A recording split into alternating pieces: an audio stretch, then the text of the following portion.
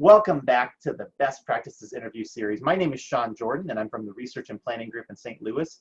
And this series is about hearing from executive directors and CEOs at Organ Procurement Organizations, or OPOs, across the country. And today, what a treat, we're going to hear from Susan Gunderson, who is the CEO of LifeSource in Minnesota. Now, LifeSource is a tremendous group because they cover not just the state of Minnesota, but also the Dakotas, and they do it really well. You're going to enjoy hearing from Susan today. Let's listen. Well, we're talking with Susan Gunderson this morning. And Susan, I'd just like to ask you, how did you get started in the OPO world and what really drew you to this line of work? Well, that's a great question. And I always start that answer with the word serendipity. It sort of came my way. My background is hospital administration. I'd been working at the Mayo Clinic, and after I'd left there, I actually had been working in Europe for a while. Got a call one day from some folks I know, some physicians who said, 2 questions. Are you moving back to Minnesota? Number 1.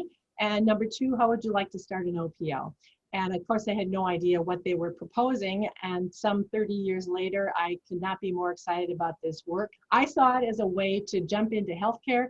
I'd not really been familiar with donation, but to jump into healthcare in a different way and have really never looked back. It's such a rewarding area of medicine.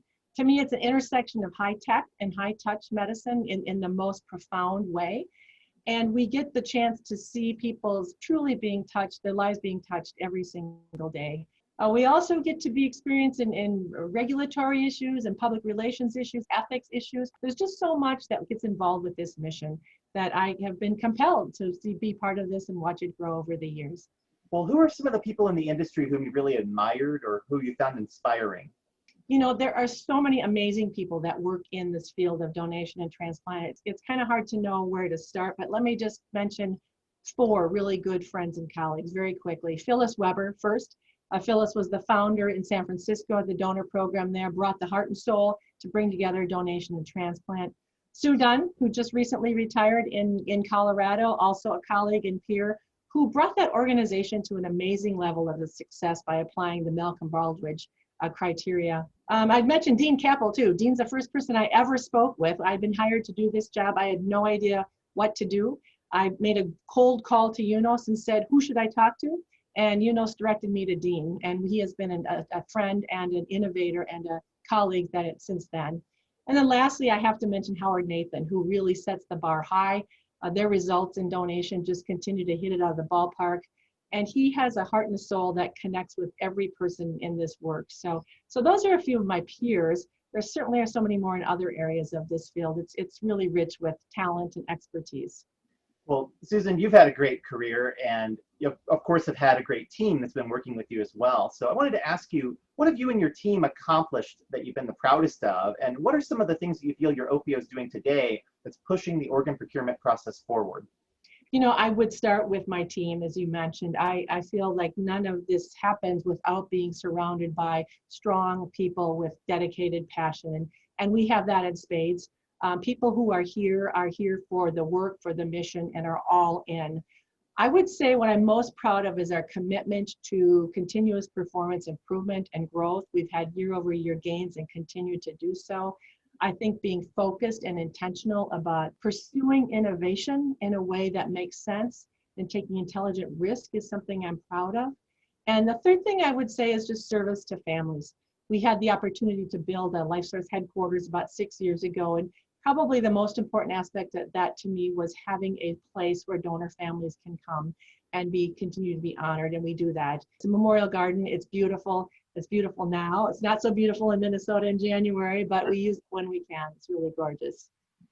One of the things that we talk a lot about in the study that we do is relationships. And I know you guys have worked really hard to build relationships in the hospitals. What have you done to build stronger relationships with your key partners in transplantation, donation, and tissue processing?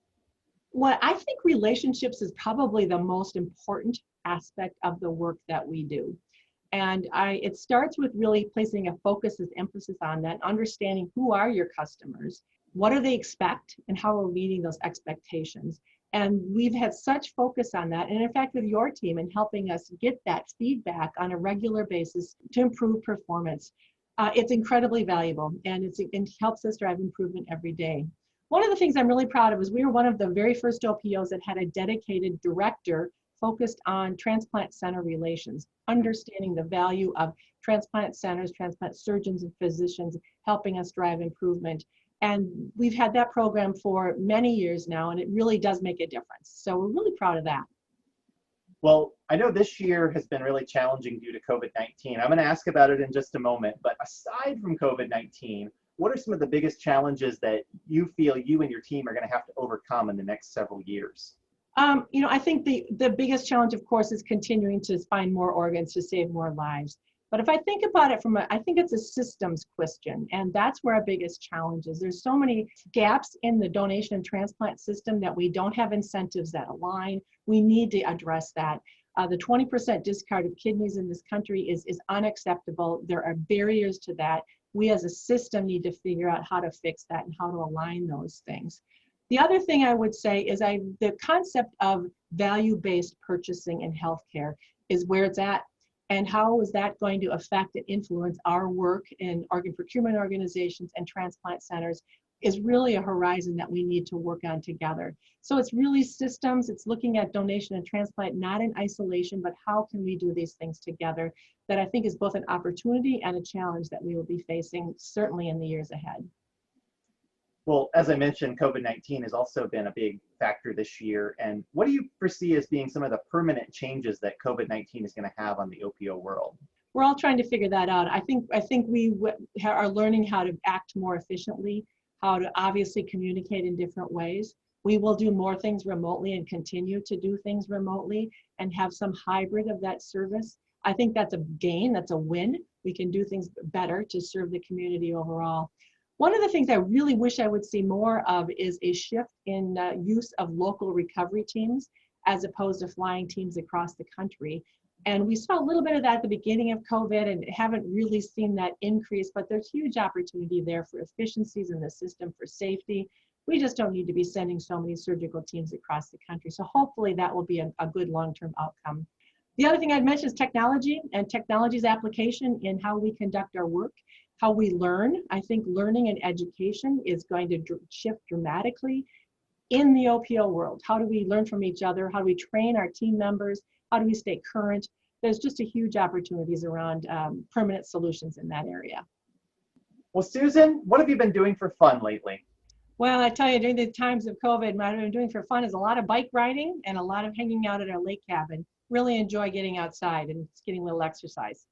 What's the most recent TV show or movie that you've watched that you thought was worth recommending? We've been sort of interested in things that are semi-documentary sorts of approaches. And there's a television show, it's a German show called Charité that I've really found to be fascinating. It's an examination of the Charité Hospital in the 1880s in Germany, the largest medical center at the time. And they were dealing with their own issues of trying to develop vaccines around tuberculosis, diphtheria, cholera, a lot of relevance for what we have today. It's in German, so you read the subtitles, but it's a great show. Well, what's the last book that you read that you thought was worth recommending? Yeah, the last book. Well, I'm really a fan of a local author, Louise Erdich, who lives here in the Midwest. She chronicles Native American histories in the Dakotas and Minnesota. And she just has a new book out, which I've not yet read, actually, The Night Watchman, but everything she does is so insightful that that's what's on the top of my list right now.